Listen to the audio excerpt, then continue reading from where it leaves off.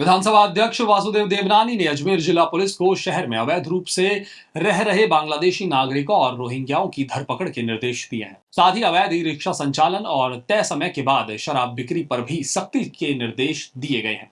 देवनानी ने रविवार को सर्किट हाउस में जिला पुलिस अधीक्षक के साथ कानून व्यवस्था को लेकर चर्चा की।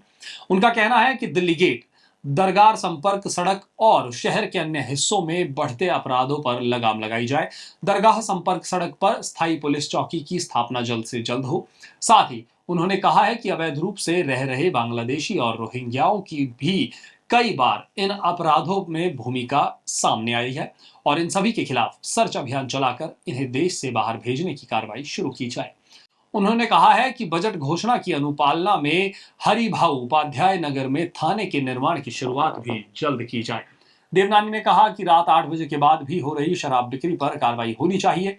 शहर में आधी रात तक अवैध रूप से चल रही चाय की थड़ियां, कैफे आदि पर कई मंचले एकत्रित हो जाते हैं। ऐसे में इन कैफे और थड़ियों पर गश्त लगाकर रात 10 बजे बाद इन्हें बंद करवाया जाए। साथ ही शहर में हो रही अवैध गतिविधियों पर भी नजर रखी जाए और जरूरत होने पर प्रभावी रोकथाम की जाए।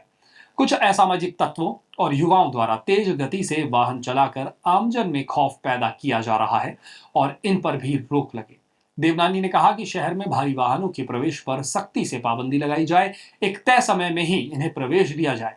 शहर में कई स्थानों पर नशे की बिक्री की भी जानकारी सामने आ रही है, इनके खिलाफ भी सख्त कार्रवाई हो।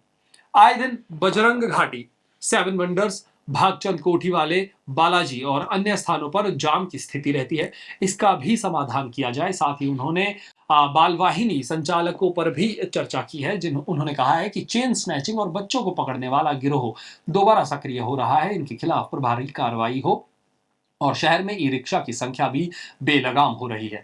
इससे यातायात प्रभावित होता है। ऐसे में ई रिक्शा केवल उसका वास्तविक मालिक ही चलाए, ट्रैफिक लाइटों का भी प्रभावी संचालन हो।